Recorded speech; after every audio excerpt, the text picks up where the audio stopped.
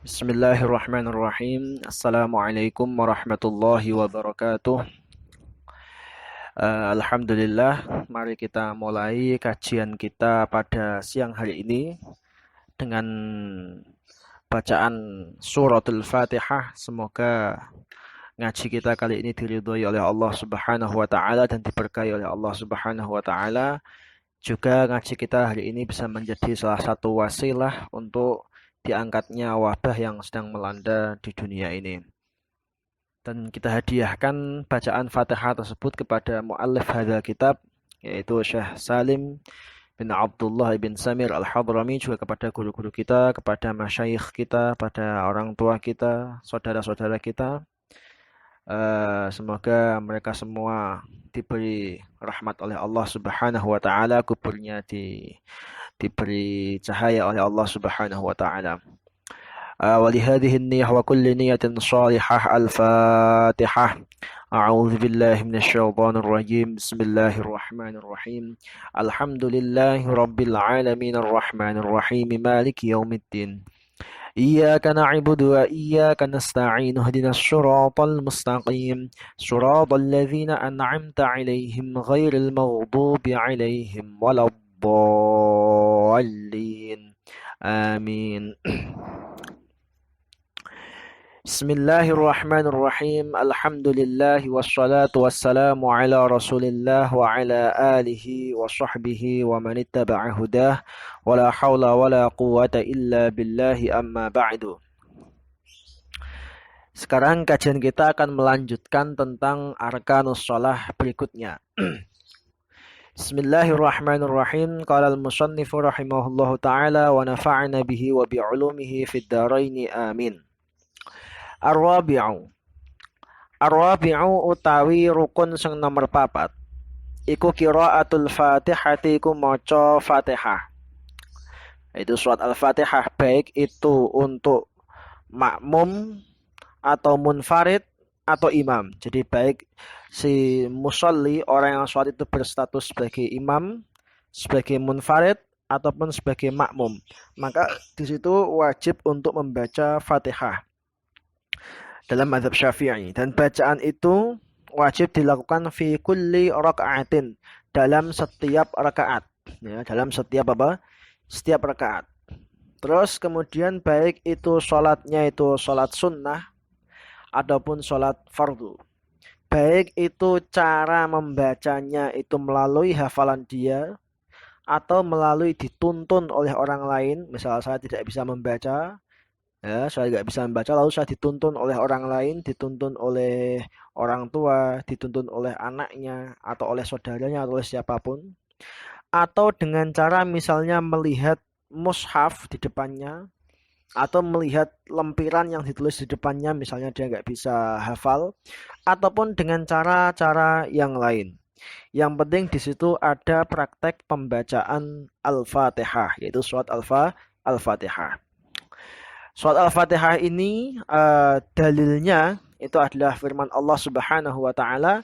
Di sini Allah Subhanahu wa taala berfirman, A'udzubillahi minasyaitonir rajim. Faqra'u ma tayassara minal Qur'an. Faqra'u mongko maca sapa sira kabeh ma ing perkara tayassara kang dadi gampang apa ma minal Qur'ani sanging Al-Qur'an. Jadi bacalah sesuatu yang mudah daripada Al-Qur'an. Ma di dalam ayat ini itu mubham, tidak jelas, tapi disifati dengan bahasa tayassara. Maka kemubhaman, kesamaran atau ketidakjelasan ma pada ayat ini dijelaskan oleh riwayat hadis lain, ya, riwayat hadis yang disebutkan atau diriwayatkan oleh Al-Imam Al-Bukhari dan Imam Muslim. Di situ Rasulullah Shallallahu alaihi wasallam bersabda, la sholata liman lam yaqra bi Fatihatil kitab.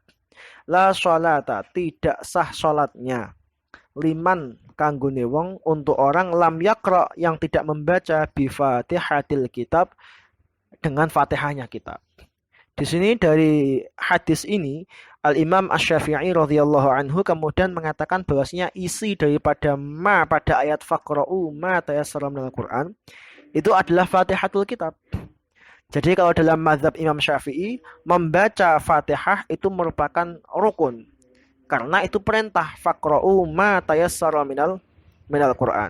Jadi perintah untuk membaca Al-Quran atau membaca ayat yang sedikit yang mudah dari Al-Quran. Yang mudah itu apa? Ya Fatihah. Yang mudah itu apa? Fatihah.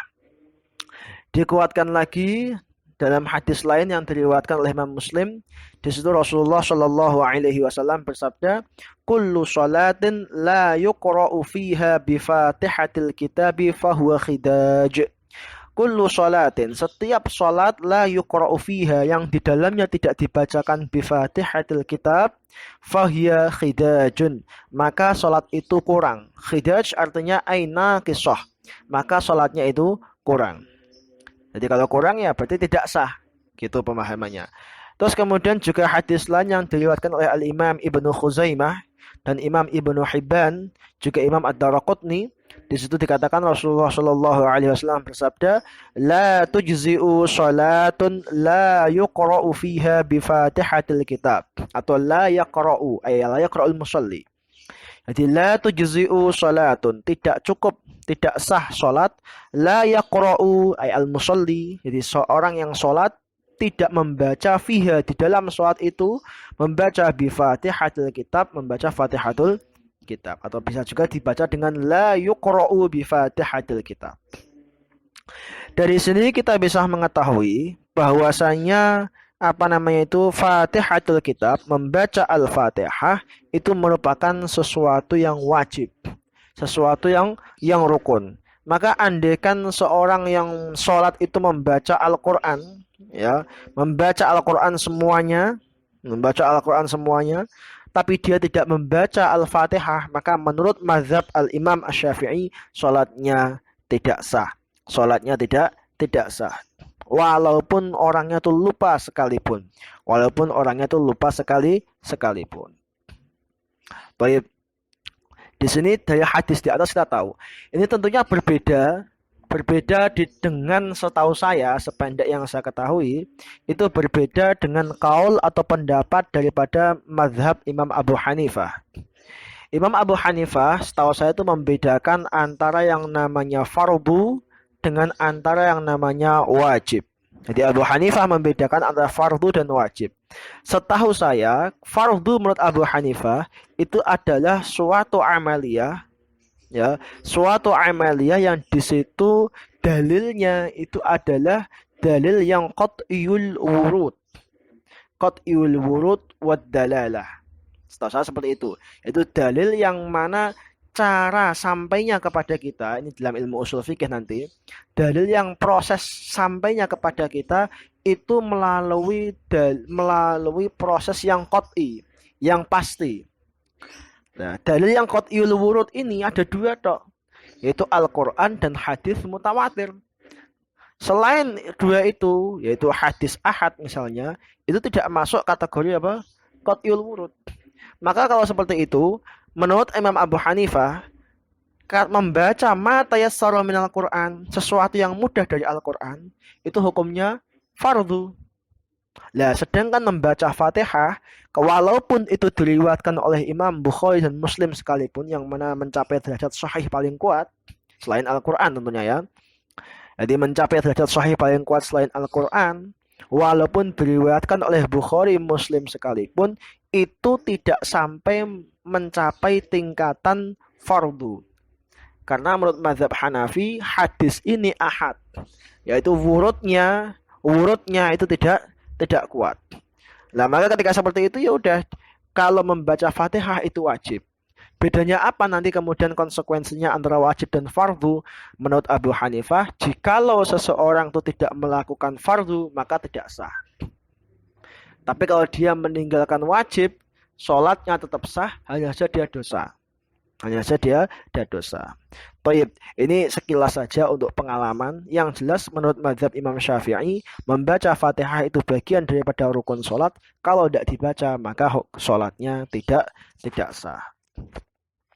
Baik, adapun dalil bahasanya Fatihah itu wajib dibaca setiap rakaat, itu adalah hadis yang diriwayatkan oleh Al-Imam Ahmad bin Hanbal dan juga Al-Imam Al-Baihaqi, juga Al-Imam Ibnu Hibban dengan sanad yang sahih.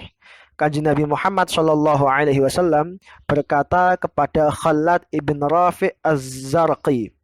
Nah, ini mungkin Khalad ibn Rafi' Az-Zarqi ini adalah yang terkenal kemarin ya, al-musi' salatahu atau bi salatihi, yaitu orang yang jelek dalam melakukan sholat. Itu namanya Khalad ibn Rafi' Az-Zarqi.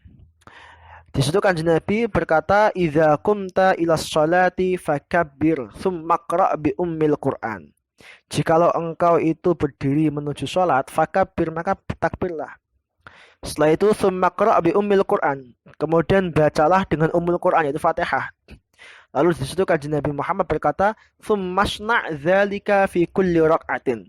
Tsummasna' dzalika, maka lakukan seperti itu fi kulli rak'atin, dalam setiap rakaat. Jadi pembacaan Fatihah itu seperti yang sudah lewat itu lakukan dalam setiap rakaat, Kemudian dalam riwayat lain Kanjeng Nabi Muhammad SAW juga membaca Fatihah dalam setiap rakaat juga, Baik. Jadi di sini kita tahu bahwasanya Fatihah wajib dibaca dalam setiap rakaat. Karena Kanjeng Nabi juga dawuh, "Shallu kama ra'aitumuni usolli." Kamu sholatlah seperti halnya kamu melihat saya sholat. Nah, surat Al-Fatihah ini disebut dengan Al-Fatihah. Al-Fatihah itu artinya pembuka. Karena apa? Karena Al-Quran itu dimulai pertama kali dalam mushaf Al-Quran itu dimulai dengan surat ini. Maka surat ini disebut sebagai Fatihah, ay Fatihatul Quran, yaitu pembuka daripada Al-Quran. Disebut juga dengan Ummul Quran atau Ummul Kitab. Kenapa? Karena di dalam surat Al-Fatihah ini terdapat pokok-pokok daripada isi daripada Al-Quran. Seingat saya isi Al-Quran itu ada 7. Ya, ada 7. Nah, itu semua 7 itu isi pokoknya ini terdapat juga di dalam Al-Fatihah. Apa 7 itu? Seingat saya ada amr, ada nahi, ya. Terus kemudian ada mau'izah, pitutur, amr, nahi, mau'izah. Terus kemudian ada yang namanya tauhid, terus kemudian ada yang namanya qasas, ya. Jadi amr nahi itu itu namanya hukum. Jadi amr nahi itu apa? Jadi amr nahi itu masuk kategori hukum. Terus kemudian tauhid, terus kemudian qasas itu artinya cerita. Terus kemudian penciptaan langit dan bumi, terus kemudian penciptaan langit dan bumi, lalu yaitu tanzir, tabsyir, wa tanzir, yaitu memberikan kabar gembira dengan surga, kemudian tanzir yaitu menakut-nakuti atau inzar menakut-nakuti dengan siksaan neraka, dan masih mungkin ada tambahan lagi yang lainnya. Tapi itulah yang disebut dengan yang disebut dengan 7 ayat. 7 inti makna Al-Quran itu semua terdapat di dalam Al-Fatihah. Nah, ini kalau jelaskan panjang nanti ya. Dan itulah yang disebut dengan kenapa Al-Fatihah disebut dengan Ummul Quran. Itu artinya induk. Jadi Ummul Quran artinya induknya Al-Quran, atau Ummul Kitab artinya induknya daripada kitab Al-Quran ini. Baik. Juga disebut dengan As-Sab'ul Mathani, yaitu 7 yang terulang-ulang. Karena ayat Fatihah itu ada 7. Ya, ayat Fatihah itu ada 7 yang terulang-ulang. Terulang-ulang itu artinya itu adalah Al-Fatihah ini diulang-ulang dalam setiap rakaat. Ya, ini ulama mengatakan ya, li'annaha sab'u ayatin wa tusanna ay wa tu'at fi kulli rak'atin. Diulang-ulang dalam setiap rakaat dalam Al-Quran. Terus ada juga yang mengatakan karena Fatihah itu 7 ayat yang maknanya ini terulang-ulang. Ya, 7 ayat yang maknanya terulang-ulang. Ada juga yang mengatakan Al-Fatihah ini karena dia itu turun 2 kali, maka dikatakan 7 yang terulang-ulang. Terulang maksudnya turun sekali di Makkah, turun kedua kali di Madinah. Diturun pertama kali di Makkah, turun kedua kali di Madinah. Baik.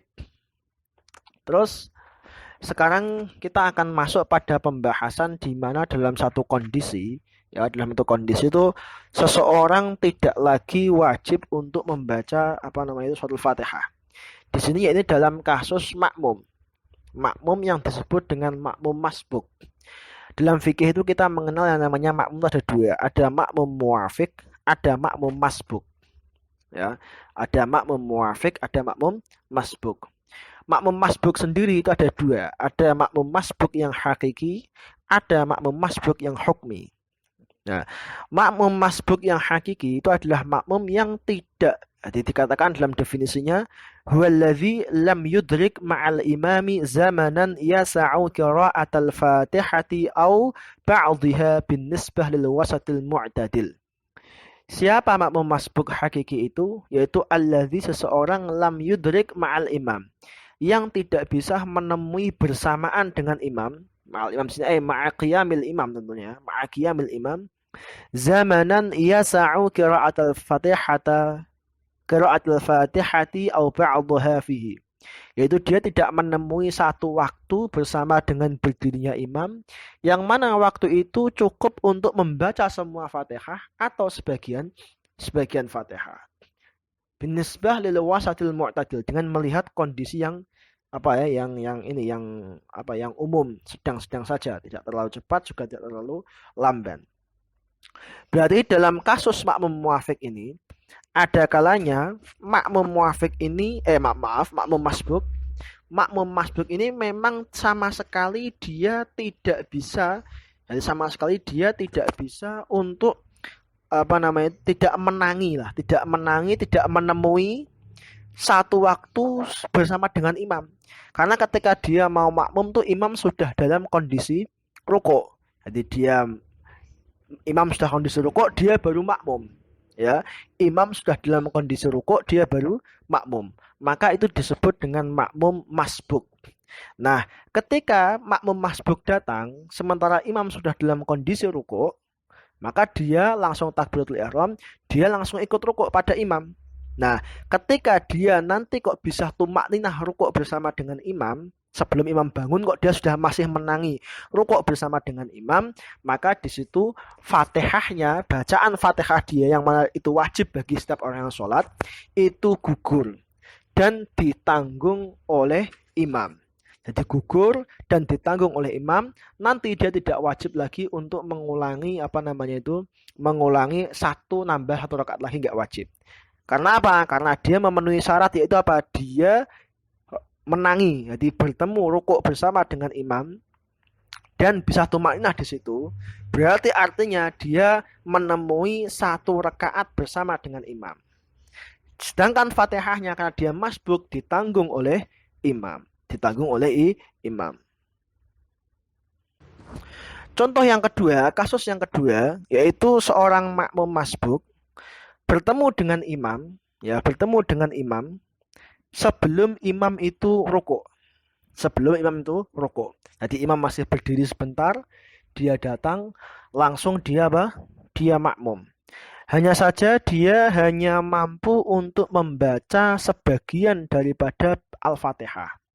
Dia hanya mampu untuk membaca sebagian Al-Fatihah, misalnya baru sampai ihdinas shiratal mustaqim misalnya, atau iyyaka na'budu wa iyyaka nasta'in, ternyata imam sudah rukuk. Ya, imam sudah rukuk. Maka ketika seperti ini bagaimana? Maka dia ikut rukuk, Nah, sebagian Fatihahnya tadi itu gugur, tidak wajib untuk dibaca dan ditanggung oleh imam. Ini juga disebut dengan makmum masbuk. Jadi ditanggung oleh imam. Hanya saja syaratnya ini imamnya tuh harus ahlun, baik contoh yang pertama tadi ataupun contoh yang kedua ini, itu syaratnya imam itu harus ahlun litahammul, yaitu orang yang ahli untuk menanggung Fatihah atau bacaan Fatihahnya makmum. Bagaimana imam yang ahlun litahammul itu? Yaitu satu, imamnya harus bacaan Fatihahnya itu fasih, tidak lahan, Itu yaitu sesuai dengan bacaan Fatihah standar sah daripada sholat. Yaitu dia tidak ummi, jadi dia bacaan Fatihahnya benar, tasdidnya, makharijul hurufnya benar. Nah, makanya imam itu tidak hanya sekedar mempertimbangkan orang yang sudah tua saja, tidak. Tapi yang paling penting itu adalah bacaannya itu benar, sahih, fasih. Sehingga di situ dia suatu saat kok ada makmum masbuk, dia sudah bisa nanggung nanggung nanggung siapa? Nanggung bacaan makmumnya. Ya, jadi bacaan Fatihahnya mulai dari tasdidnya, terutama makharijul hurufnya. Ini yang perlu dibenahi. Makharijul hurufnya harus benar.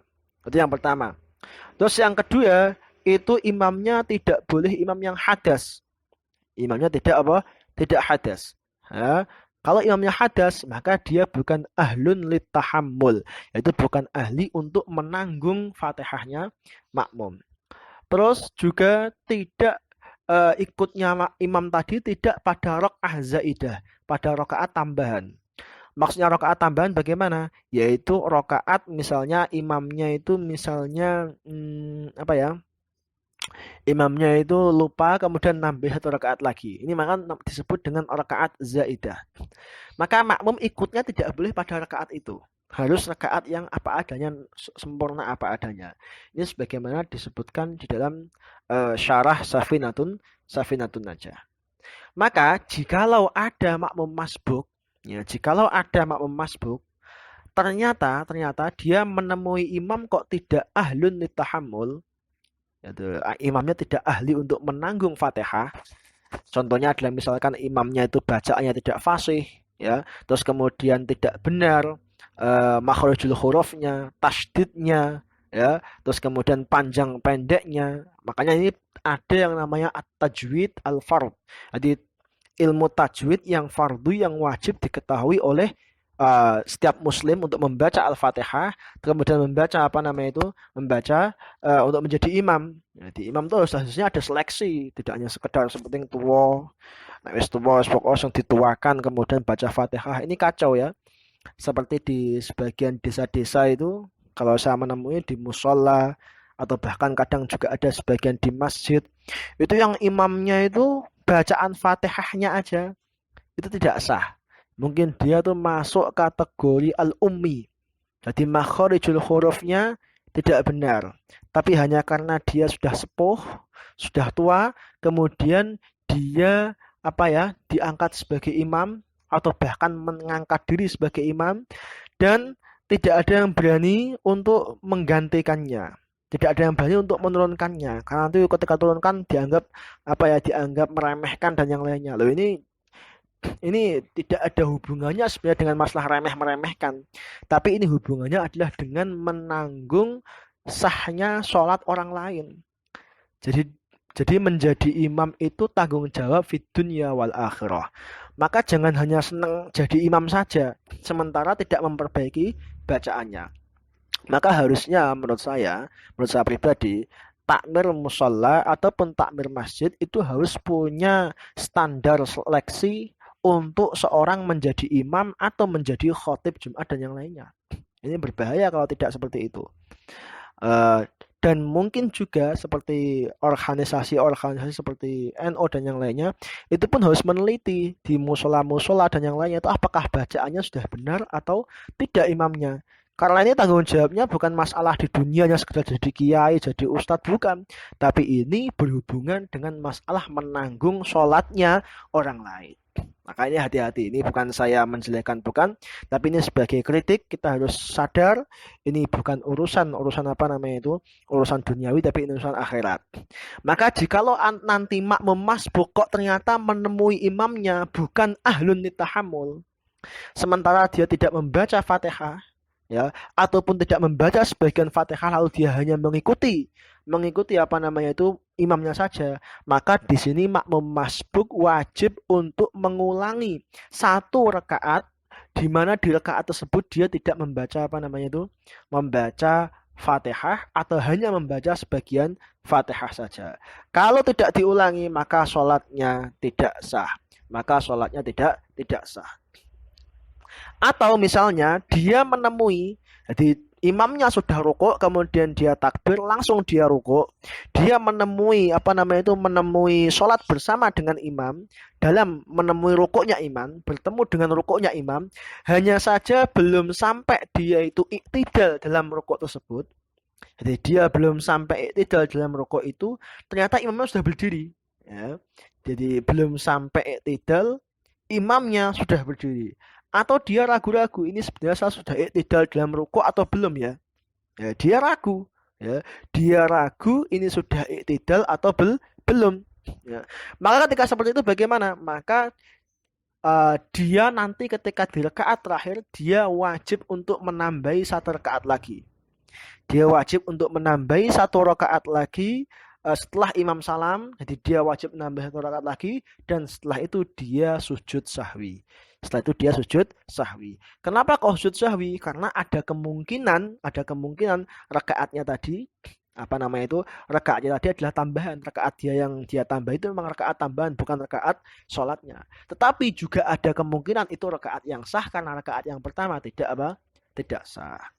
Maka sekali lagi ini belajar masalah sholat Fatihah ini penting ya, karena itu berhubungan dengan kehidupan kita sehari-hari.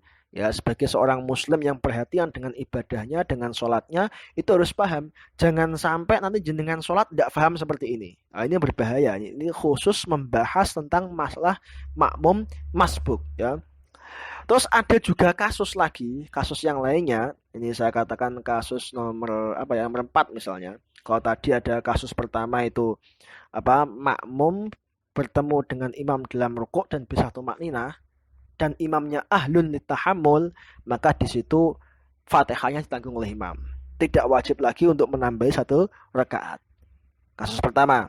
Kasus kedua yaitu makmum bertemu dengan imam sebelum rukuk dan dia mungkin untuk membaca sebagian Fatihah dan imamnya memang ahlun litahammul, maka ketika seperti itu maka sebagian Fatihah yang lain ditanggung oleh imam dan makmum tidak wajib untuk menambahi satu rakaat setelah imamnya salam. Kasus nomor 3 yaitu makmum menemui imam sudah dalam kondisi rukuk ya, atau makmum menemui imam ya sebelum rukuk dan makmum bisa membaca sebagian tapi kemudian imam rukuk dan mengikuti imam, yang mana otomatis berarti makmum belum membaca sebagian lain daripada Al-Fatihah. Hanya saja ternyata imamnya bukan ahlun litahammul, bukan ahli untuk menanggung Fatihah. Maka ketika seperti ini bagaimana? Maka ketika seperti ini makmum wajib untuk menambahi satu rakaat lagi setelah imamnya salam. Ini kasus nomor 3. Kemudian kasus nomor 4, makmum bertemu dengan imam ketika imam itu rukuk. Ketika imam itu rukuk. Hanya saja belum sempat makmum itu tumakninah dalam rukuknya, imam sudah berdiri. Ya. Atau makmum ragu ini tumakninah atau tidak. Nah, maka kasus nomor 4 ini bagaimana? Maka nanti ketika imam sudah salam, makmum wajib untuk menambahi satu rakaat lagi. Satu rakaat lagi dan disunnahkan untuk sujud sahwi. Baik, berarti sudah 4 kasus ya, yang 2 tidak wajib nambah satu rakaat, yang 2 lagi wajib untuk nambah satu rakaat. Baik. Terus kasus nomor 3. Nah, ini saya sebutkan kasus-kasus nanti biar menjadi satu penjelasan yang detail tentang masalah masbuk ini. Kasus nomor 3 yaitu ketika makmum masbuk itu bertemu dengan imamnya dalam kondisi berdiri. Maka ketika seperti itu makmum masbuk wajib untuk membaca Fatihah langsung setelah takbiratul ihram. Hanya saja ternyata dalam kasus kelima ini dia tidak malah langsung membaca Fatihah, tapi dia malah membaca doa istiftah atau doa iftitah. Atau dia malah sibuk membaca ta'awudz, a'udzubillahi minasyaitonirrajim. Belum sempat dia membaca Fatihah semuanya, baru membaca Fatihah sebagian, atau bahkan mungkin belum membaca Fatihah, baru baca doa iftitah, imam sudah Sudah rukuk. Maka ketika seperti ini bagaimana? Ketika seperti ini, maka dia wajib untuk berdiri sekadar waktu pembacaan doa iftitah tadi. Jadi dia wajib untuk berdiri di dalam waktu sekadar ukuran pembacaan dua istilah tadi, dan selama berdiri pada waktu tersebut dia membaca Fatihah semampunya. Ya, membaca Fatihah semampunya.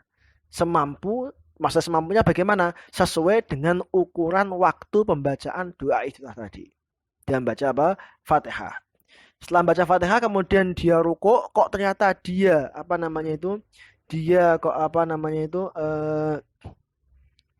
menemui atau menemukan imam dalam kondisi rukuk, dia masih bisa ikut rukuk, kemudian dia masih bisa tumakninah dalam rukuk tersebut, maka dia sudah menemui satu rakaat. Tetapi jikalau dia selesai membaca Fatihah tadi, sekadar waktunya baca doa iftitah tadi, kok ternyata imam tuh rukuk, dia rukuk belum sempat tumakninah imam sudah bangun lagi, ya, belum sempat tumakninah imam sudah bangun lagi, maka artinya apa? Berarti satu rakaat tersebut dari dia itu gugur, dan nanti dia wajib untuk nambahi satu rakaat setelah imam salam. Jadi kasus kelima ini ada seperti itu. Ada seperti itu. Ya. Jikalau misalnya, ini kasus nomor 6, ya, kasus nomor 6. Jikalau misalnya ada seorang seorang makmum masbuk, ya, dia datang tidak langsung baca Fatihah, dia malah baca doa iftitah, ya. Baru mau baca Fatihah, imam sudah rukuk. Imam sudah rukuk, ya. Sudah rukuk, kemudian maka dia kan wajib membaca Fatihah tadi, sekadar waktu bacaan doa iftitah. Dia baca Fatihah, ketika membaca Fatihah itu imam sudah bangun i'tidal. Sudah bangun i'tidal, imam lalu sudah mau menghendaki untuk sujud. Ya, sudah ingin sujud. Ternyata bacaan Fatihahnya belum selesai. Nah, dalam kondisi seperti ini berarti dia dihadapkan pada dua kondisi. Yaitu apa dua kondisi tersebut? Yaitu dia menyempurnakan Fatihahnya, pilihan apakah dia menyempurnakan Fatihahnya, atau kalau dia menyempurnakan Fatihahnya maka sholatnya batal. Karena artinya apa? Karena artinya dia berarti ketinggalan daripada imam dua rukun, ya. Dia ketinggalan daripada imam dua rukun tanpa uzur sama sekali. Jadi dua rukun fi'li, dia ketinggalan dari imam dua rukun fi'li tanpa uzur. Ya. Kalau dia tidak baca Fatihah, maka sholatnya pun tidak sah.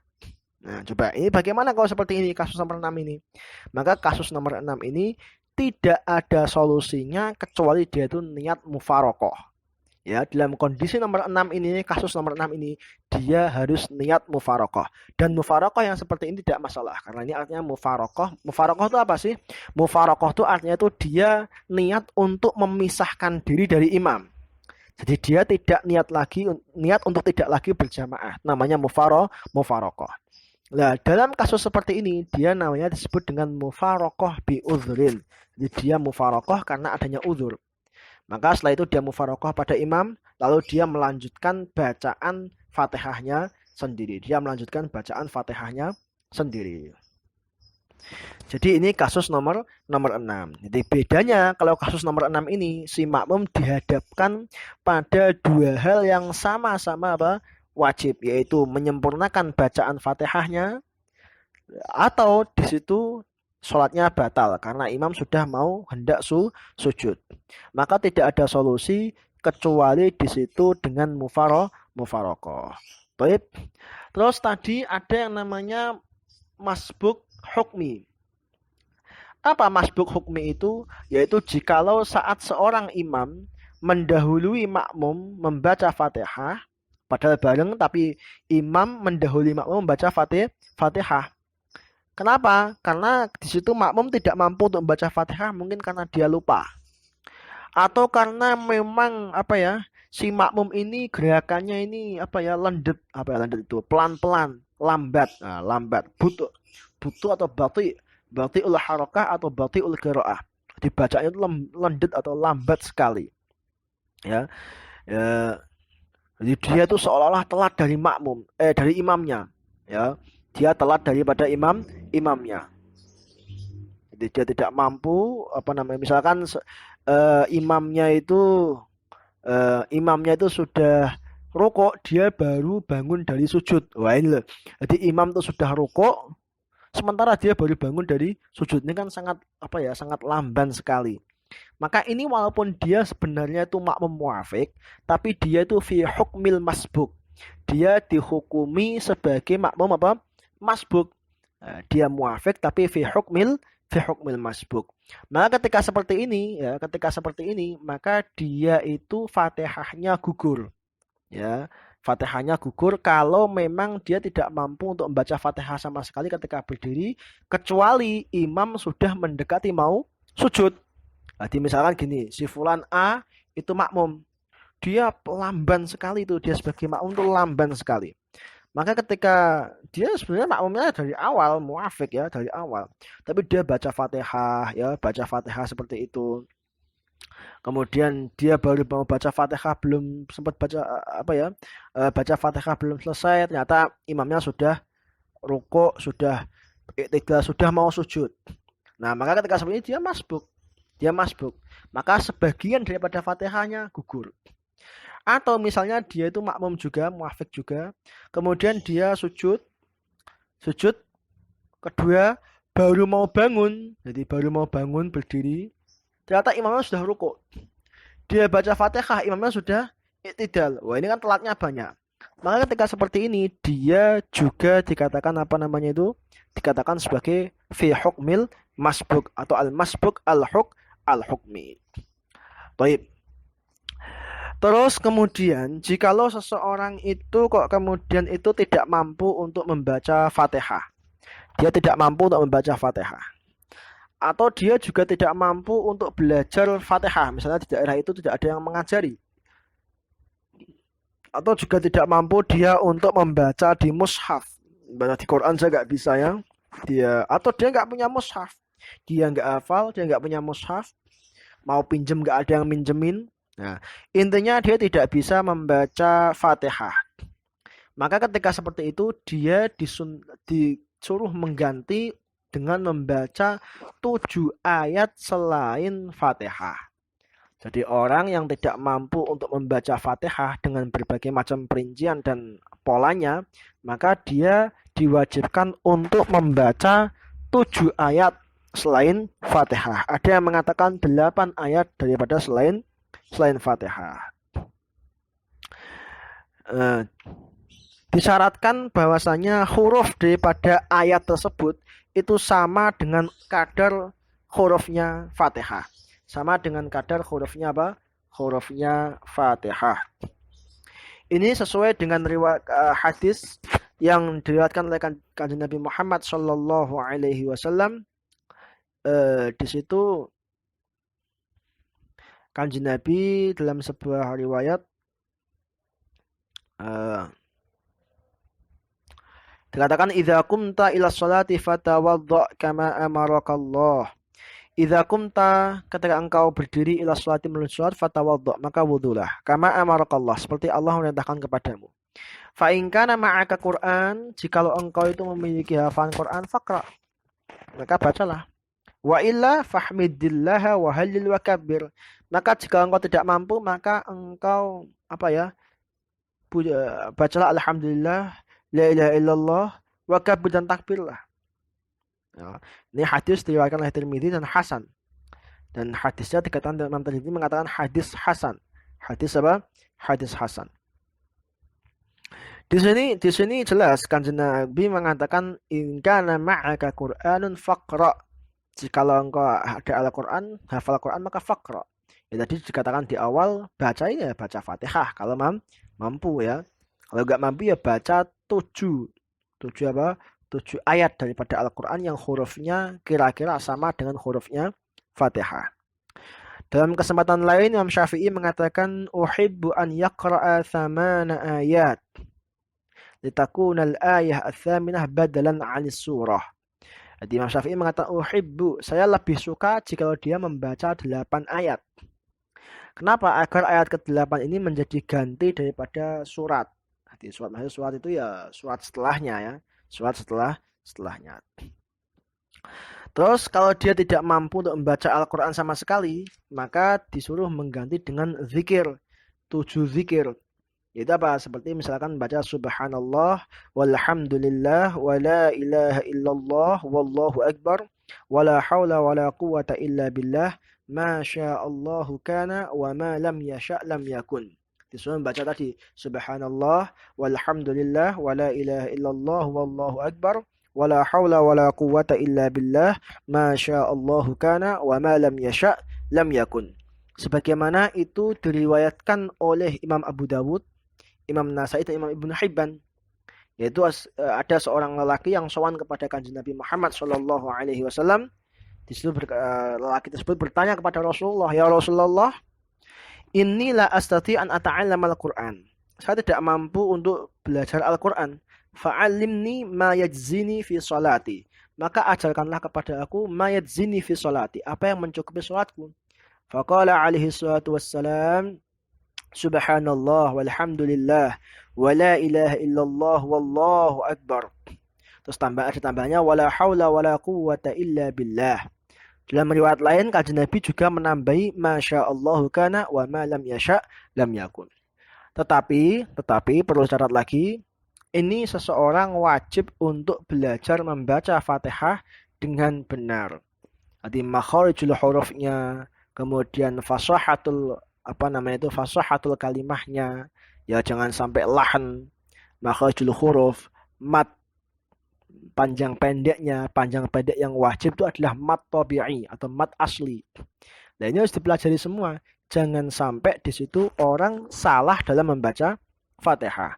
Makanya kalau dulu kiai-kiai kita, guru-guru kita itu sebelum anak itu belajar membaca Al-Quran macam-macam, diajari macam-macam, terus setelah pertama kali diajari itu tauhid. Setelah tauhid diajari secara garis besar, secara ijmali, baru setelah itu kemudian diajari membaca Fatihah dan tahiyat atau tasyahud. Karena apa? Karena itu yang menjadikan nanti sholatnya itu apa? Sah. Makanya ini ngaji fasolatan itu sangat penting sekali. Walaupun kayak itu ya cuman seperti itu, tapi itu amat sangat penting sekali ngaji fasolatan itu. Kenapa sangat penting? Karena di situ menjadikan anak-anak itu mampu dan hasil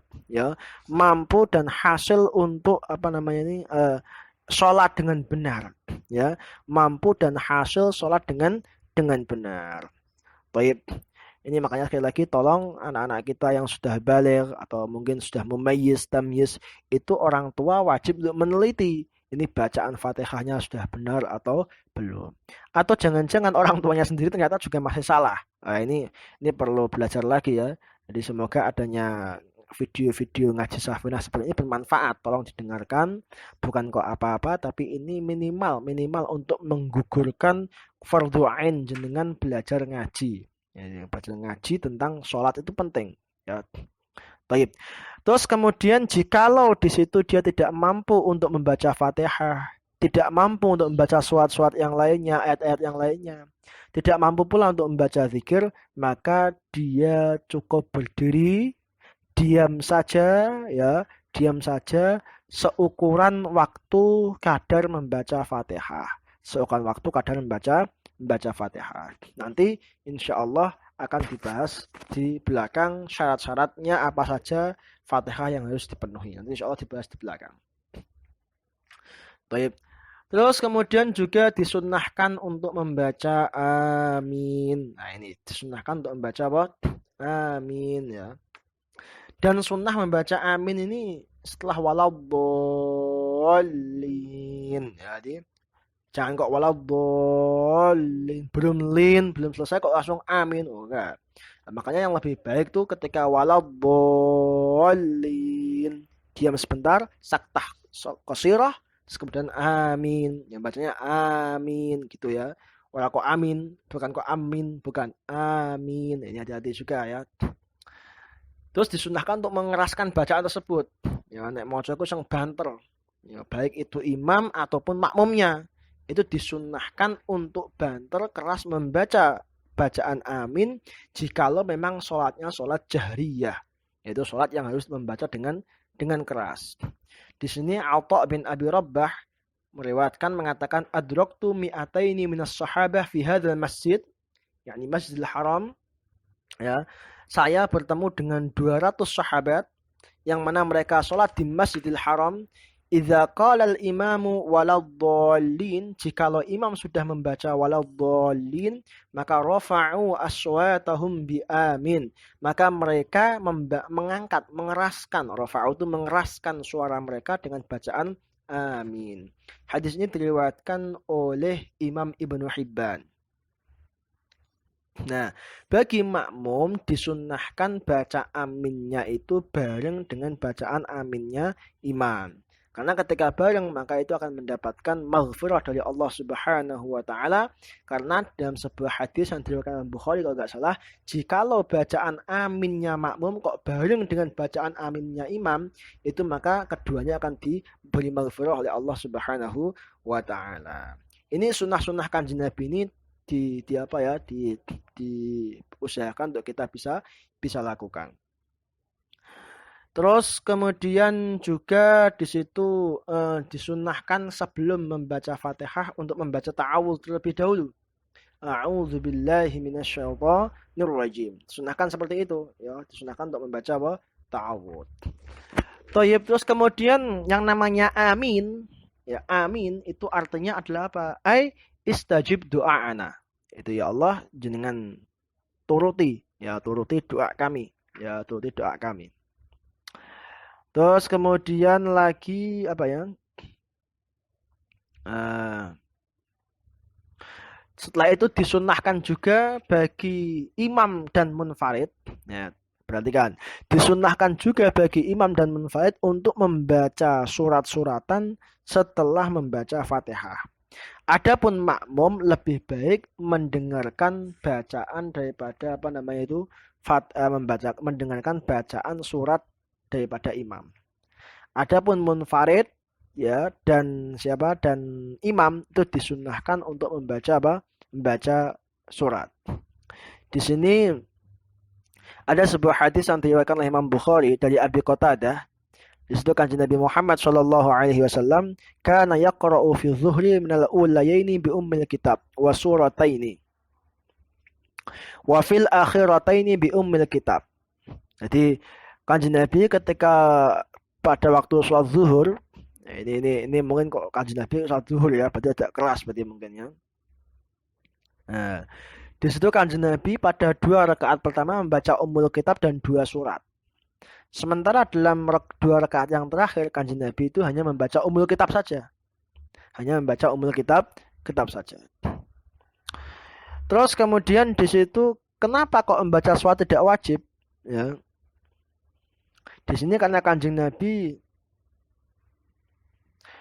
mengatakan Ummul Quran iwadun an ghairiha. Jadi Fatihah itu merupakan iwad, ganti daripada selain Fatihah.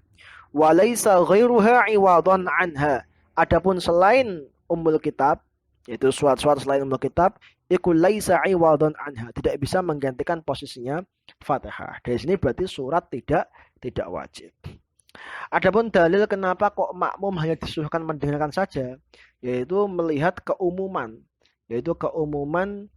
ayat wa idza quri'al Qur'anu fastami'u lahu wa ansitu la'allakum turhamun. Jadi jika wa idza quri'al Qur'an, jika Al-Qur'an dibaca, fastami'u lahu, maka dengarkanlah. Wa ansitu, dan fokus, la'allakum turhamun. Juga ada hadis Kanjeng Nabi Muhammad sallallahu alaihi wasallam